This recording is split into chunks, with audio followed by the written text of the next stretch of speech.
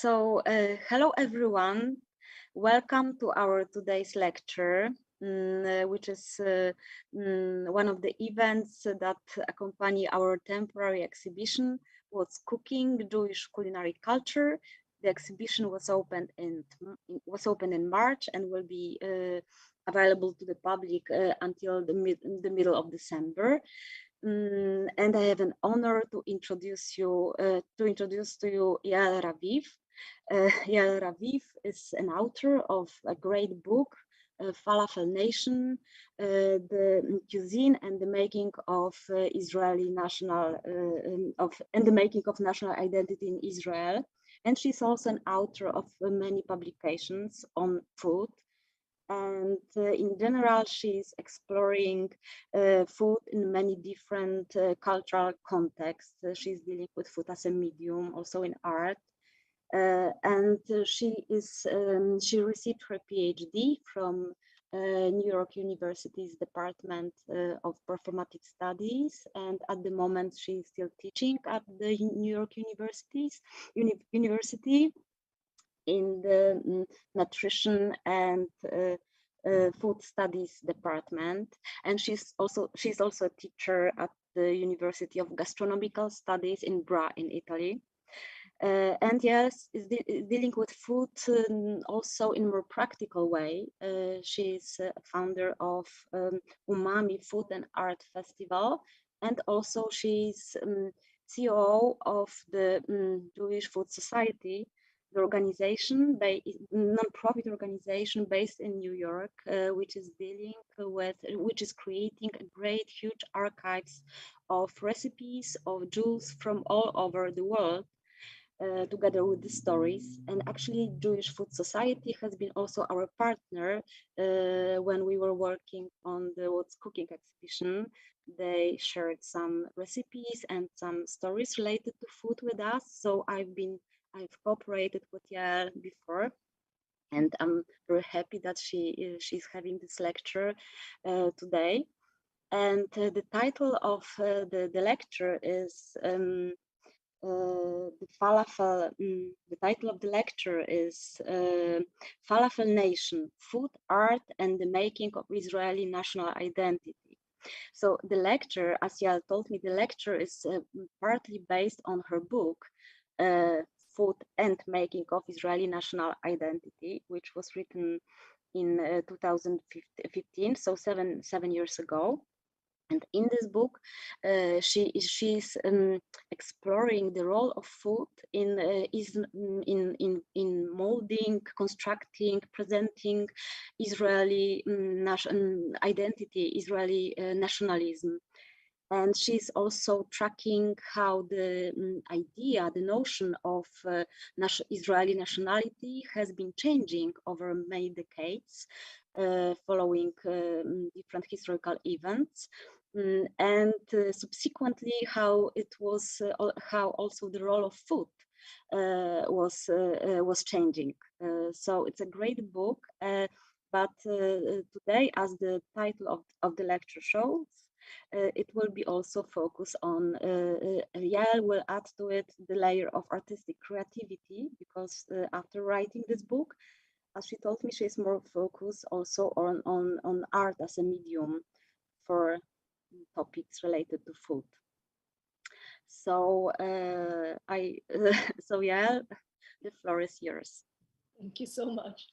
Thank you very much, Tamar, and thank you for having me here. It's an honor and a pleasure. And it's also a pleasure to revisit the book a little bit, because and the reason I wanted to add the layer of art to it, amongst other reasons, is to bring in some of the research that I've been doing over the past few years. So Falafel Nation, when I started researching it as part of my work on my PhD dissertation, which took place in the late 90s, which now feels like roughly a million years ago. And I started the research with this very naive idea that if I write about food, I will be able to not write about politics. And of course, it didn't take very long for me to realize that the two are interconnected and you can't separate them. And in fact, that is the power of writing about food, because it's impacted by all these different elements, by politics, by economics, by religion, and they shape food, and therefore it's a wonderful product to speak about to speak through about all of these different elements. And so what I would like to talk about today is not so much what people actually cook and eat in Israel today. One thing, it'll just be a pretty boring lecture, but also that thing keeps changing, right? What people eat and cook is something that is ongoing and changing and evolving. And so what I'd like to talk about is how the production, the distribution, the preparation, the consumption of food is was used to shape and also to tell the story of this constantly evolving Jewish nation. So I will share my screen, if I may. Bear with me for a second. And maybe I will just add that after the lecture, of course, we can Yael can answer some questions. So you can type your questions and they will be answered later. Hopefully. So I guess one of the attractions of food is that it's this real intangible thing, something you can hold in your hand, you can taste it, you can smell it, but it's influenced by all these big ephemeral concepts like identity or nation. So it's a perfect vehicle for both expressing and articulating these concepts in a concrete way. And so the flip side of it is that national narratives tend to erase many nuanced identities within them.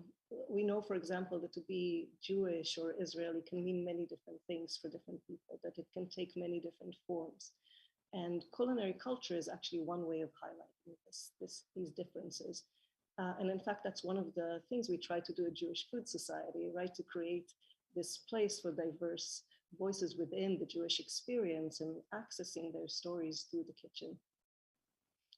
And this narrative as well is I feel this is one of the significant contributions of telling a national story through food, is because of the ability to include voices that are typically underrepresented in traditional histories of nations. And just a word about sort of integrating art into this. As I said before, I felt that would allow me to bring in some of my more current research, but also because I've been a little frustrated. You know, when you work on food, there's this common narrative that is very sort of idolizing, right? That if we could all gather around the table and share a plate of whatever it might be, we will become friends. We will, you know, all our differences could be erased. And in fact, it's the opposite, right? If anything, food articulates difference. You know, we eat pork, they do not eat pork. We don't drink wine, they do drink wine. We invented pasta, our cheese is the best. All those different elements, all these uses of foods actually help us articulate unique, separate identities. So I wanted to highlight the complexities of looking at food in the national context. And the beauty of art is that that's what it does, right? It complicates questions. It makes us pause and consider things that we typically take for granted. So I thought adding that layer will help me highlight those complexities. And this is just a piece that I really like. And I think it's a great example, right? If you can imagine this same image, if it was created in oil paints, this traditional blessing of the Shabbat candles would convey something very different than currently this current format where the artist used shkedei marak. It's food, it's soup croutons.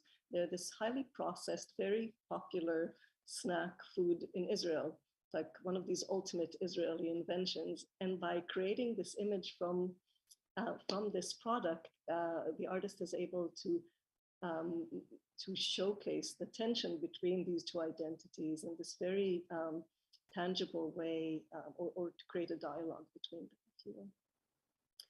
But I will go back and I will try to start at the beginning, going back to sort of the start of the national project with the advent of Zionism, and move forward from there.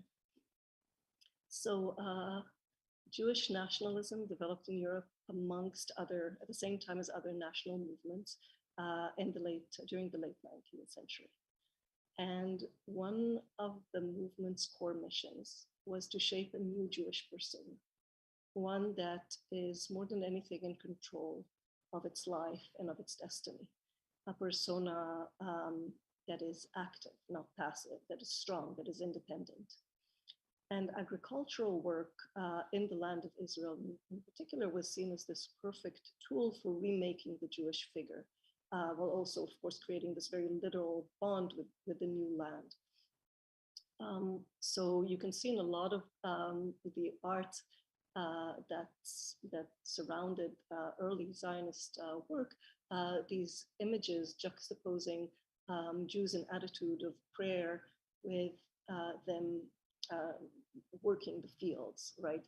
And you can see how how powerful they are, right? The old Jewish person in this very like this terrible state, kind of an inversion of when Adam and Eve were thrown from heaven, right? This is kind of an inversion.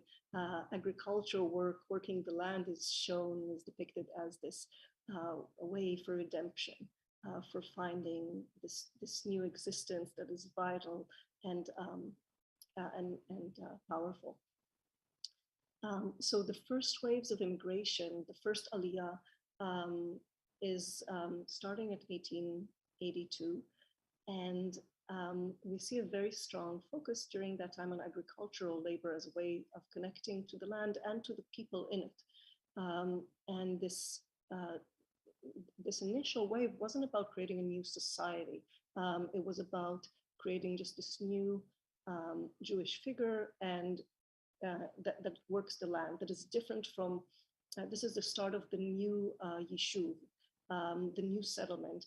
And it's called the new Yishuv because it's in juxtaposition to the old Yishuv, to the people, the Jewish people that were already in the land of Israel, around 26,000 people or so from both Islamic and European countries that were living mostly in urban centers, mostly relying on support from abroad for their existence. They were focused on studying the Torah. So this is a new way of living in the land of Israel and through the self-labor, through self-support, rather than being reliant on others.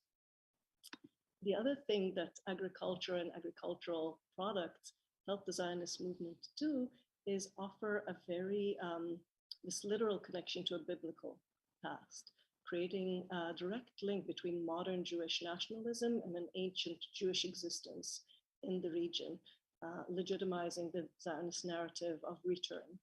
And food products provide this very material connection to the land, this very concrete representation. And we can see here the example of grapes. This is the cover for Alt Neuland, and it's this biblical image of the two spies that were sent by Moses to the land, to the promised land. They come back and they bring with them this gigantic bunch of grapes showing the bounty of the land. And also, we spoke about this new persona, right? We can see that these figures are masculine, they're strong, they're passionate, right? We're not talking, they're very different from these, from this figure of the studious old Jewish diasporic figure. Then by the time the second and third immigration wave roll around, this is starting around 1904, we see a shift. The main difference is that these are young, mostly single immigrants from Eastern Europe that bring with them this very strong nationalist socialist ideology. They're non-religious, they're anti-bourgeoisie. And what they're trying to do is not just create a new Jewish persona, but also a new society. And in that way, they're very different from that first wave of immigration. Now, those two waves, these two waves, the second and third aliyahs, were very impactful in terms of Israel's social structure. They spawned many leaders and writers. And so you can say they literally wrote Israel's history. And they had a very specific agenda, right? The figure of the chalutz, the pioneer, the figure that this persona that's rooted in the land, that's strong, is independent, kind of carries through the same ideology that we've seen before. But the focus on the nuclear family, on food, on any kind of personal comfort was really marginalized in favor of the good of the community and the nation, the future of the nation. And this is partially due to the fact that they also had to contend with a very harsh reality, right? So there was not much food to be had. And also these are young people from sort of middle, often kind of low middle class homes. They don't know how to cook to begin with. They have very limited products in a climate and a place they are unfamiliar with. So no wonder the joys of food became sort of marginalized versus the means of production that took on, that became the foreground of this narrative. We can see it also in artists' work, like this painting by Reuven Rubin called First Fruit.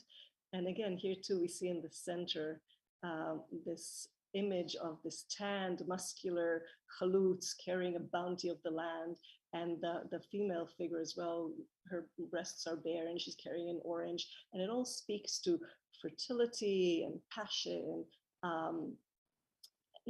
both the food products and their attitude. And these are definitely no longer people of the book, but rather people of the land, right? The depiction is very different. In Rubin's painting, as in many of these posters and imagery created by the Zionist movement, we also see in the background, the empty land, right? You can see it both here and here. And that's very common to sort of portray the land as an empty desert, right? Reaffirming Zionist narrative of revitalizing a desolate land and describing it as empty really allowed these early settlers to see themselves as pioneers, not as a colonial force. And that narrative is very, very similar to what we see in settler colonial countries like the United States, with all the narratives around the Western expansion, or in Australia, right? Very similar kind of narratives.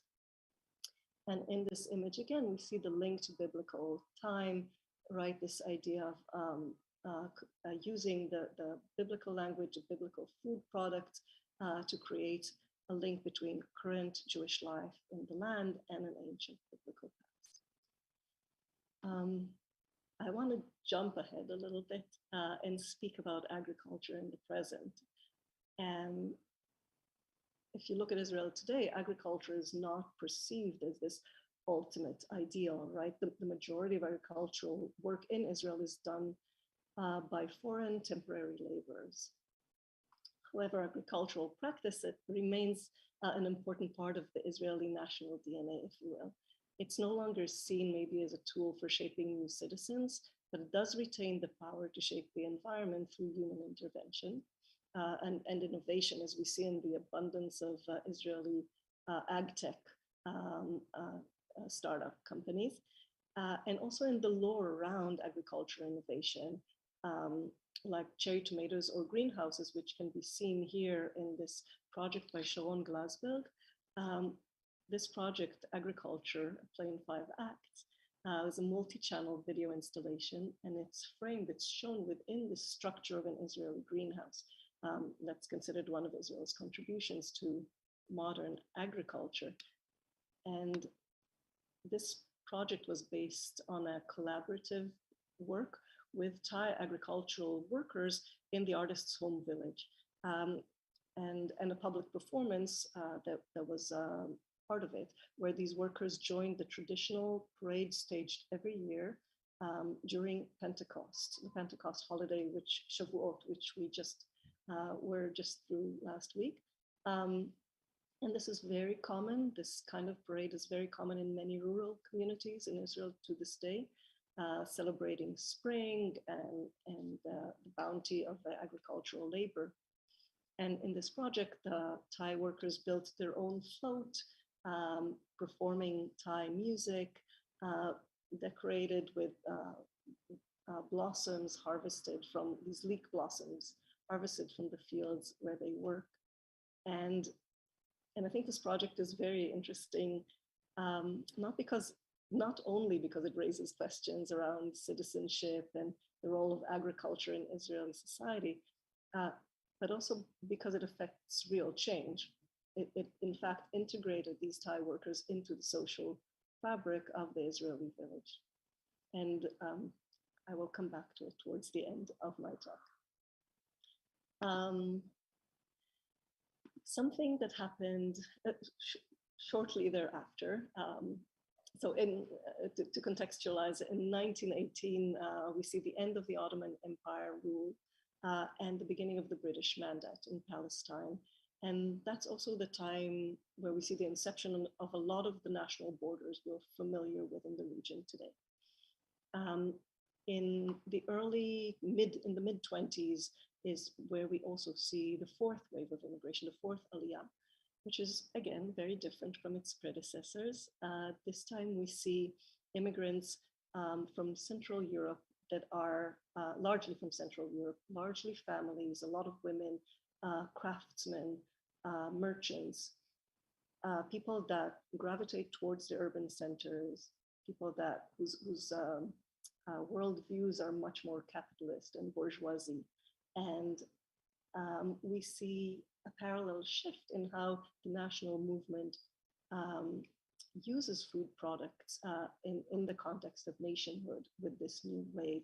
So for one thing, it allows women to kind of use the kitchen to take an active role, to make an impact in the national arena, to have their voice heard as part of the national story, if you will. And this is just an example of one of the very first cookbooks published in Israel, in Palestine at the time, How to Cook in the Land of Israel, by Dr. Erna Meir. And on the flip side, the Zionist movement started using food products and the kitchen, so both in the market and the kitchen, to recruit housewives to support the national project by shopping in certain ways for their families, right? So this idea of the Hebrew watermelon is one example from the 30s, where this food product is basically given a passport, right? It's marked as a Hebrew watermelon, there's a tag. And the poster calls for women to shop for only products that are marked in this way. Essentially, it marks the labor that goes into producing this watermelon. Usually when you see campaigns for advocating for purchasing local products, what you see is language that speaks to the fact that they're healthier, cheaper, more accessible. In this case, it's not correct. It wouldn't be correct, because these products raised by Hebrew labor or by Jewish hands are typically more expensive or harder to find than were at the time than products that were raised by Arab hands. And the campaign basically advocates for a housewife to pay the extra amount of money, to walk the extra mile, to purchase these products, because by doing so, they are supporting the future of the nation. They will do their part. They will take an active role in ensuring the future of the nation and Jewish life in the land of Israel. So basically we see the start of food products, these unmarked everyday objects being turned into these deliberate performances and national symbols. And once they're established as such, once they start carrying these layers of meaning, right? A Jaffa orange is equated with the land of Israel, a watermelon is Israeli, then artists can take them and start appropriating them and using them in new ways because they already have these layers of meaning associated with them. So they can be used to raise questions about these particular things. And we see these projects shown. This is another project by Sharon Glasberg, Black Moon Dead Sea, using watermelons as kind of bowling bowls. This is a pretty well-known one by Sigalit Landau, swimming with 500 watermelons. And basically the wealth of association, what is a watermelon? How is it relating to Israeli identity is already implied. And so the artist can use the watermelon to talk about questions to do with gender, to insert this element of violence, to speak about different elements just by inserting this particular food product into her work. And another great example, I think, is Ran Morin's Oranges Suspendu, this orange that is installed in Jaffa, in the city of Jaffa, and is literally suspended above the ground, literally rootless. And of course, if we just saw this sculpture anywhere else, we might think of it differently. But the idea of a Jaffa orange hanging in Jaffa, an orange hanging in Jaffa, kind of presupposes these layers of meaning, right? That the fact that we immediately think of the Jaffa orange as a symbol of Israel. Something that's interesting to note that following 1967, we do see a growing shift in Israeli artists' work in relation to the national project, right? We remember Reuven Rubin's painting from much earlier in the century, right? But as Israel's existence becomes more secure, the economic situation improves, the standard of living improves, we also see growing critique and self-examination in artists' work. So building on this vocabulary of shared meanings, they are able to use these agricultural products in this new way to question these tropes. And I must talk about falafel.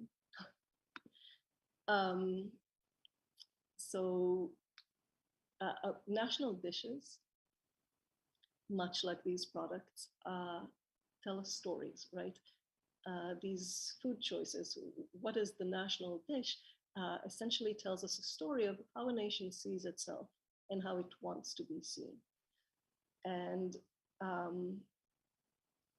I'm not going to go into the whole, to unpack the entire controversy around falafel, but I'm happy to talk about it later. I want to ask, what is that story? What is, by choosing falafel as a national dish, what is the story that tells of the Jewish nation of Israel? It's a common food, it's a street food, it's cheap, it's locally grown. What are the meanings that it carries, right? When we think about it, it's Middle Eastern, right? It's local, it's earthy, it's simple and straightforward. So in a lot of ways, it tells the same story that these earlier images of agriculture tell, right? Of a nation that is rooted in a particular region, that belongs in that region. And also of this kind of very simple, straightforward,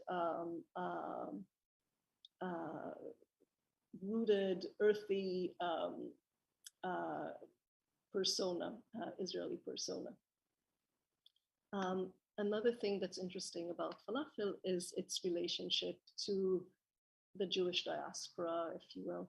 I wanted to give this as an example. This is a cookbook from 1964, and I'm using it because it's in English, so we can look at an example. The subtitle is "What's Cooking in Israel's Melting Pot," right? So we're talking about this sort of borderline time where Israel's government is still hard at work trying to bring together the people that came to it from many different countries of origin. We see in this particular book, the book is organized kind of each recipe is marked by the holiday that the dish is appropriate for. And falafel is marked by Independence Day. It's highlighted as a potential, as a great option for Independence Day. And I'm not gonna even evaluate the recipe at this point in time, but the idea is that this is a dish that crosses ethnic divisions, right? That this is a dish that everybody, all Jewish people in Israel can get behind in a way. And it's not associated with any one particular group, but belongs to them all.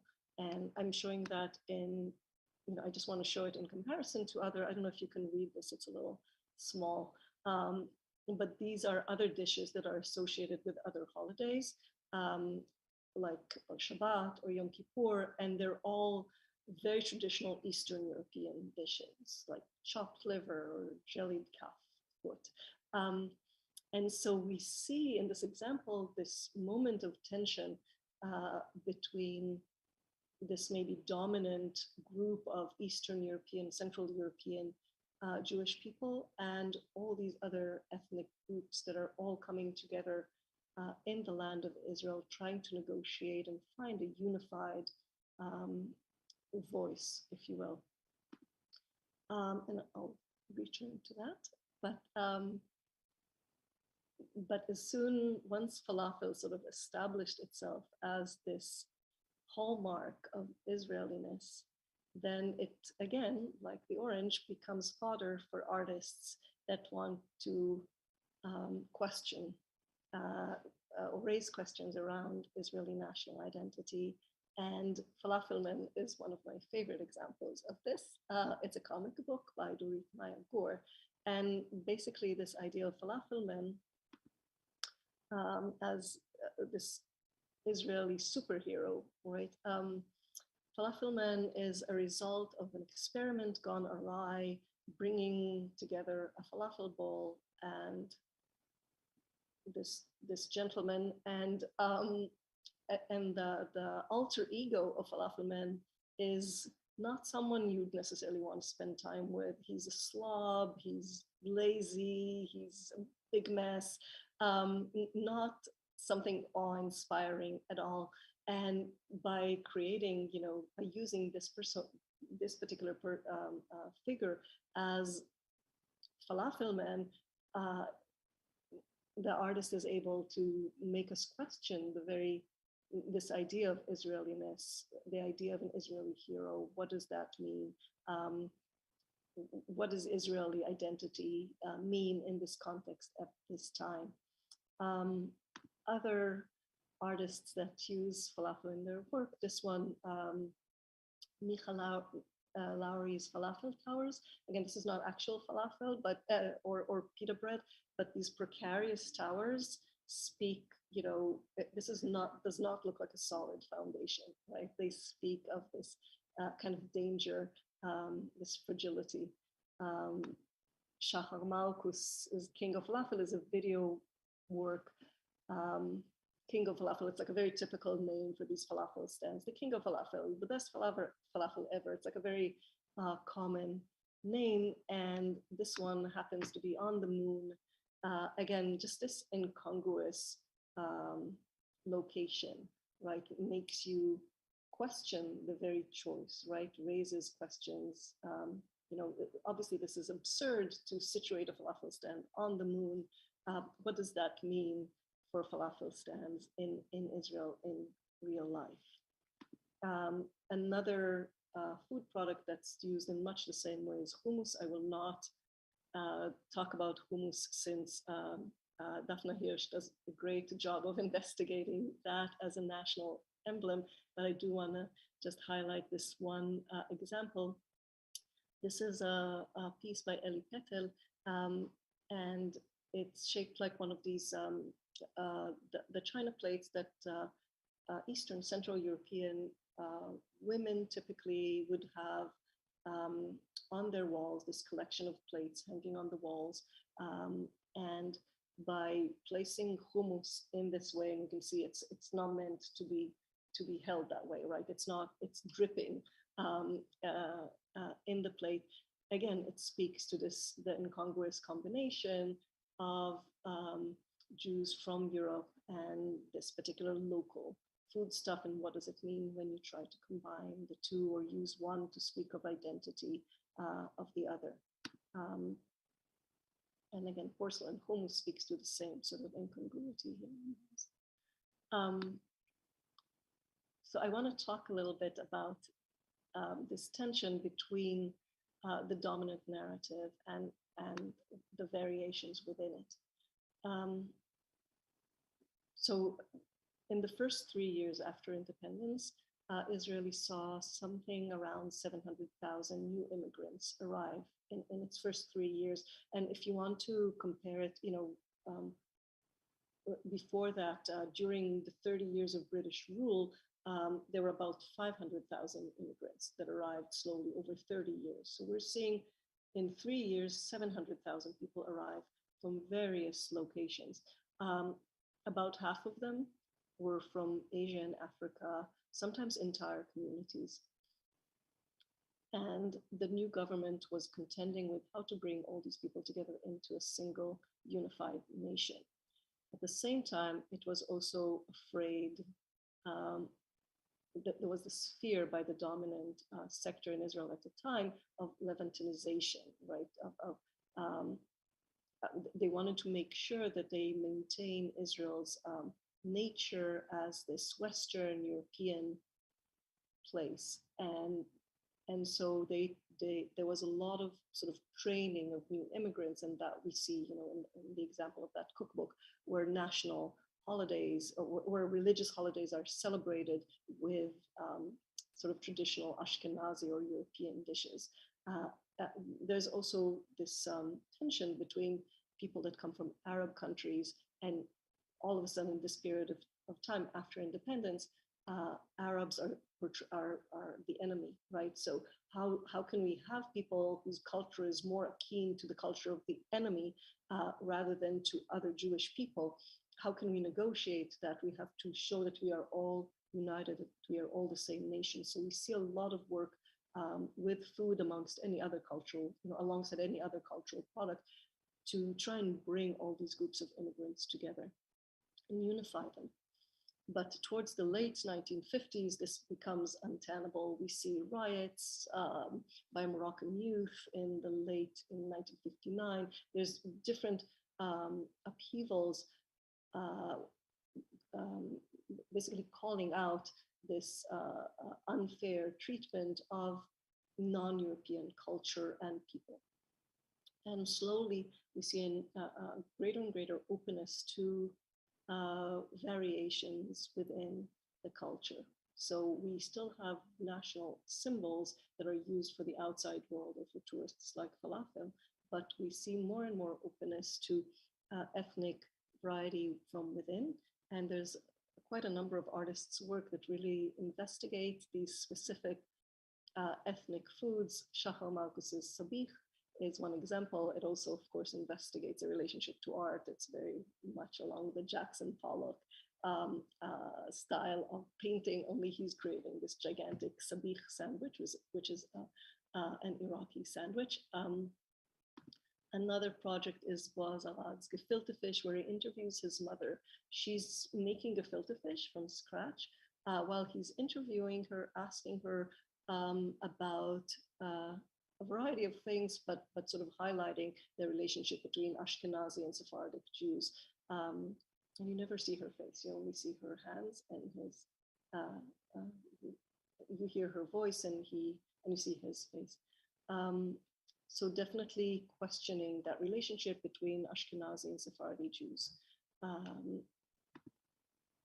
Another kind of different example, looking at this bringing together of many culture, is Barry Friedlander's Pitzutzia. Barry Friedlander is a photographer, and this is a really interesting photograph in that it's not one shot, it's not done in one shot, but is actually a collage, I guess, of, you could call it, of many different small images taken from different angles, which is really interesting because it speaks also to the content.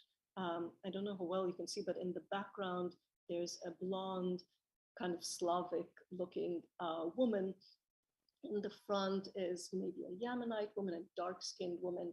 The products are in the front are these nuts and seeds, and then further back are all these processed foods, imported foods, alcohol, really speaking to a time around the former Soviet, the immigration from the former Soviet Union, and the kind of challenges of bringing together people from different backgrounds. Again, what's interesting here is that is also the focus on processed foods, right? That we talk about national dishes and of these agricultural products, but a lot of the national story can be told through these processed foodstuffs as well. And I think that's another kind of interesting element in this piece. The immigration from the former Soviet Union was really interesting because it also really changed the landscape of food in Israel in this very visible way, in how it brought non-kosher food into the foreground. So this image is from a 1970 book called Sefer HaTa'anugot by Amos Kenan. And that book was very unique in that it was one of the only non-kosher books published in Israel. Probably to this day, there's only a handful. All its recipes are accompanied by very literal illustrations of small sheep and fish and what have you, except for the chapter on pork. So there is a chapter on pork. It's called White Meat. And all the illustrations there are like the one we see here. So there's no actual pig depicted anywhere in this chapter, versus a little later in time, in 2007, we see, this is from Tiv Tam's website. Tiv Tam is a kind of a delicatessen chain store that features non-kosher food and was really offered a space for immigrants from the former Soviet Union to purchase non-kosher food products like pork products. And they showcase that very clearly. One of the really interesting things about both this wave of immigration,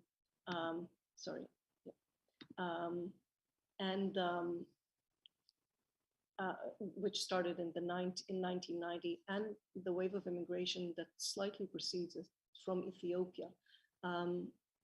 Both of these waves of immigration maintained very strong ties to their country of origin. Especially the immigration from the former Soviet Union had no interest in Zionism per se. They didn't have this sort of ideological background that earlier waves of immigration had. So the whole relationship between life in Israel and life in the diaspora changes dramatically. A lot of people, and the same is true for the Ethiopian immigration, maintained ties, maintained businesses or residencies across both places. And I think I wanted to share Joya Cherkassky Nadi's images, her memories. She paints her memories from her Soviet childhood. It's really interesting. She was born, actually, she's Ukrainian. So she grew up during Soviet rule, but it's a very interesting artwork to look at today. And food plays a big part in the way she kind of is remembering and depicting her childhood. Another thing that's really interesting about this artist is she recently married a Nigerian labor migrant. And that's a wonderful segue for me to talk about this almost final piece that speaks about not exactly a wave of immigration, but definitely a wave, a new wave of people that populate Israel more recently. West African international laborers that that came in the 1990s, and then again after the second Intifada in 2005, another wave of immigration of asylum seekers from Eritrea and Sudan that were initially legal but then granted protection by the government. And this group of people is still very much alive and present in Israel in different places, mostly around Tel Aviv, but also in the south. And Kitchen Talks started as, it's since then changed, but it started as a public art performance where these immigrants hosted groups of local Israelis in their kitchens and taught them about their food waste. That's very reminiscent also in, there's a New York-based project called League of Kitchens that works along the same way, connecting immigrants with the local population, inverting the powers dynamic with the immigrant as the teacher, as the authority, and using the kitchen as a place to share cultural knowledge and respect. So I want to end by just saying that early Zionist artists, as we've seen, used food and agricultural imagery to help shape this new Jewish citizen in a new land and create these links. Modern Israeli artists use the same visual language for self-examination, to question notions around Israeli citizenship, but also to open a space for new definitions and participants. And as we've seen in Sharon Glasberg's agricultural work and in the Kitchen Talks project, this idea that Israeli citizenship could be maybe more fluid, more open. And if there's room within it for foreign laborers, there might be room in it for other citizens of Israel as well. And that's it for me. Thank you very much, and I'll stop sharing. Tamara, I think you're muted. I don't know. Yeah, sorry. So thank you very much for this lecture. And now it's time for questions, and we have a few. So the first question is, how is Ashkenazi cuisine perceived in Israel today? Such an interesting question, because I think it's in the process of changing. So for quite a long time, it was derided, right? It was thought of as awful, and also it doesn't really fit the local climate, so it's not a big surprise. But in very, very recently, we see, even in the past couple of months, we see articles about gefilte fish and about other sort of reimagining and bringing back Ashkenazi, kind of more traditional Ashkenazi cuisine into into sort of Israeli cuisine, into what's talked about as Israeli cuisine. And I think it's interesting, right? Because as there was room for more and more ethnic variations within Israeli cuisine, it makes sense that Ashkenazi, traditional Ashkenazi cuisine would also reappear and there'll be renewed interest in it. But this is literally a very, very new development. Okay, but wasn't the it is also a little question from me. Wasn't the Ashkenazi cuisine, even though it was kind of suppressed and it was given up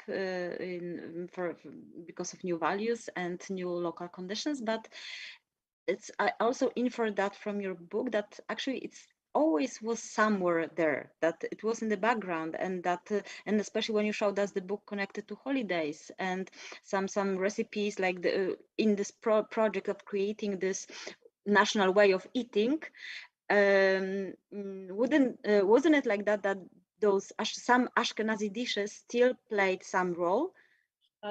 Absolutely. And I think also, we have to distinguish between different historical periods, and also in the beginning, I think the relationship was very different with the early immigrants. On the one hand, a real wish to erase any contact with their life in the diaspora, with their life in Europe.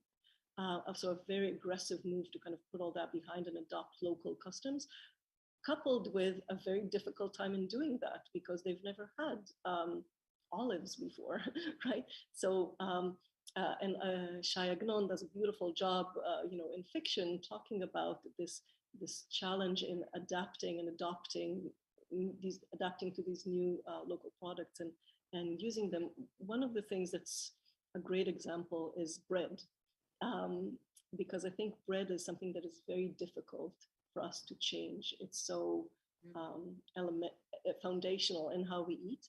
So in Israel, we see, despite the fact that pita bread was kind of the preferred bread of a lot of different groups of immigrants, the traditional European bread was for many, many, many years the only one that was subsidized by the government.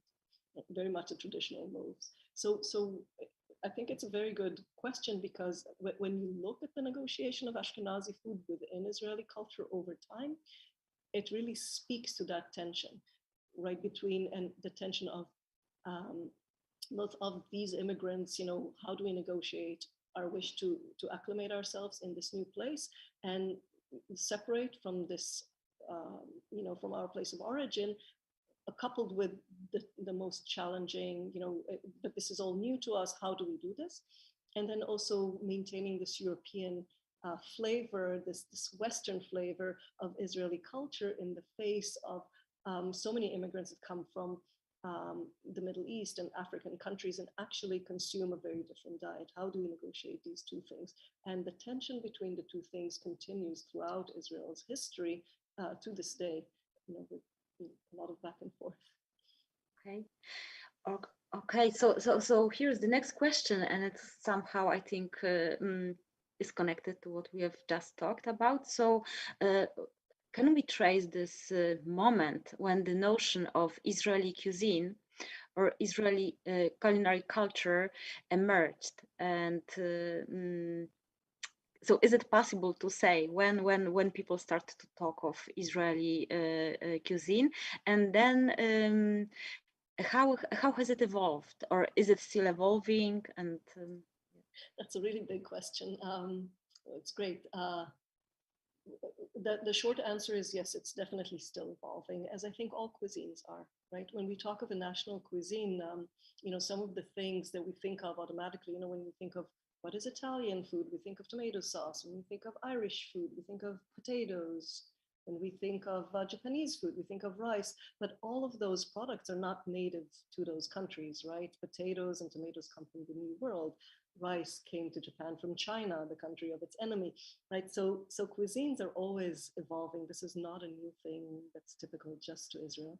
And it's ongoing. Technological innovations, imports, immigration waves, all impact local cuisines. When can we speak of Israeli cuisine? That's a great question. I'm not sure if it's, I'll answer it a different way. I think fairly recently, certain chefs that were either born in Israel or adopted Israeli cuisine and kind of publicly mark their food as Israeli have made a big impact, right? Chefs like Yotam Ottolenghi, Mike Solomonov, different from all over the world. There are different chefs that who became celebrity chefs, whose restaurants are very popular, whose their cookbooks are being sold and used, and it's a little bit of a chicken and an egg question, right? Did their books legitimize the fact, can you now talk about Israeli cuisine because there are these chefs and restaurants that sell Israeli cuisine, or is it the other way around? But I think a lot of the things that, with time, I think it's beautiful to really see in Israel local chefs working, with local ingredients, with the variety of diasporic influences and backgrounds, and bringing them together. And I think maybe one of the hallmarks of Israeli cuisine is this openness, right? This ability, this flexibility, this openness to all these different influences from all these different places, and the ability to kind of mix and match them in ways that make sense, right? And I think that's definitely one of the hallmarks, much like, these vibrant flavors, or using a kind of vegetable forward kind of cuisine, the idea of a lot of fresh ingredients, um, all of these different things characterize, I guess, what you could call Israeli cuisine. Um, and also within Israel is this idea that all these other cuisines still exists. And, part of the work that we do with Jewish Food Society, I said, is preserving these cuisines. And we find so many kitchens that cannot be found anywhere else still exist and are practiced and are used in everyday life in Israel. So, you know, so both of these things exist in Israel, and you can say that in a way they continue to speak to each other. These cuisines that come from all these different countries of origins, and often blend together two kitchens, right? Because a Moroccan, somebody from a Moroccan family can marry a person from a German family, and then their cuisines kind of blend together on their table. And that's why I think this idea of openness and flexibility and the blending is in fact kind of one of the foundations of Israeli cuisine. Okay. So maybe just to follow this topic, I would like also to ask, what is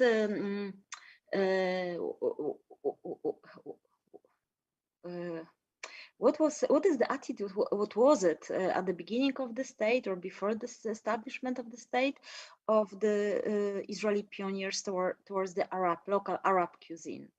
And has it changed over the years? How is it?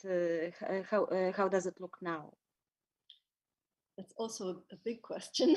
I think initially, with early immigration, there was a lot of admiration for the local, kind of a dual relationship. On the one hand, admiration, this wish to emulate local Bedouin culture, that so the early Jewish immigrants would wear certain clothes, would practice sort of the coffee ritual that the Bedouins had, adopting a lot of these local practices, using the local Arab population as kind of a model for how to live in the land of Israel.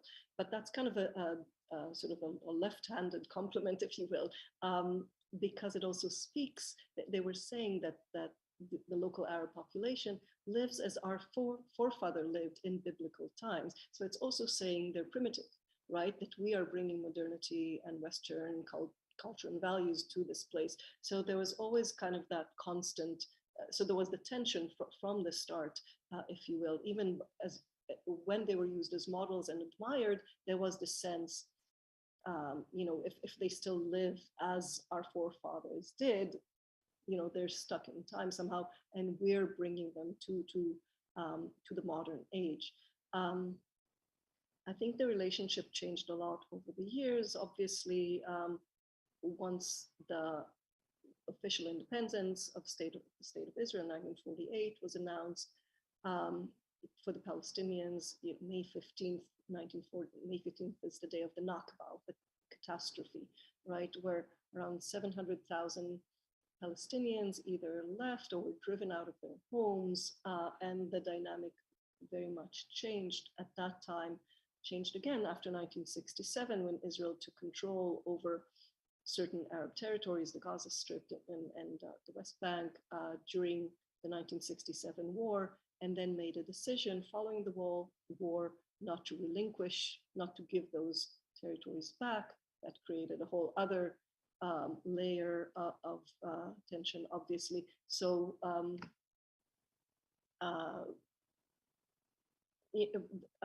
yeah, so I don't know how to answer that without getting really deep into the politics, but but the two things are interconnected, right? In the sense that today we see, the articulation of Palestinian national identity very much follows in the footsteps of the Jewish one. And we see cookbooks today used by Palestinian writers to showcase and share Palestinian culture around the world. We see the Gaza cookbook, we see Reem Kassis's books, we see Palestine by Sami Tamimi. All of those books use, again, much like Zionism did at the time, use food as a way of articulating, of showing a national movement and distinguishing it, right? Distinguishing Palestinian culture from kind of the Israeli local culture, right? Creating the separation.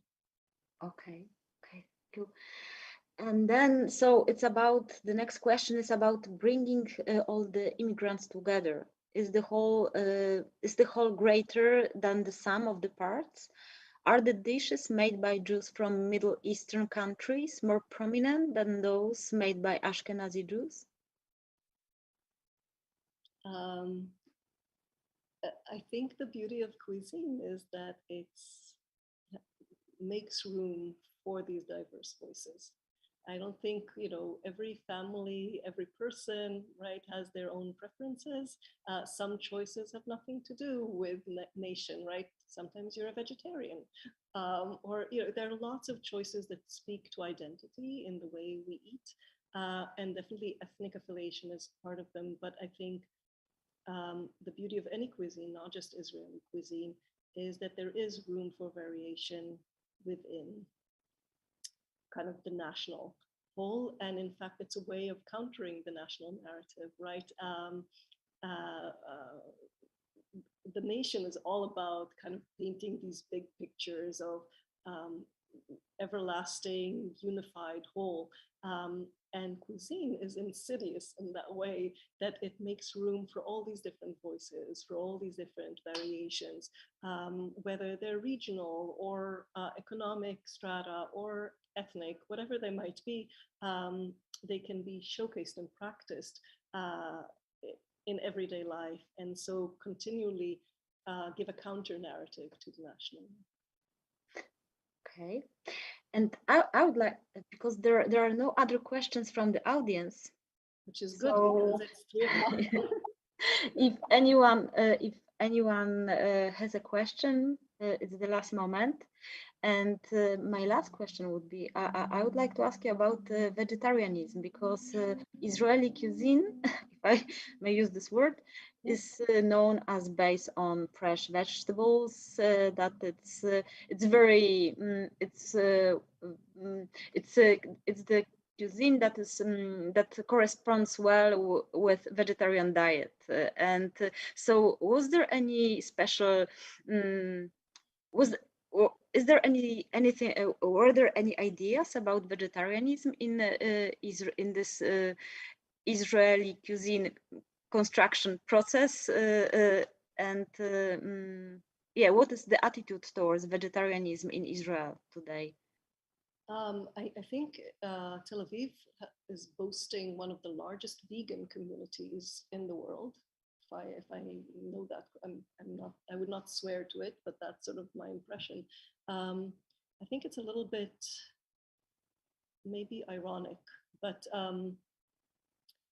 let's just say that it brings us back to this question of agriculture, right?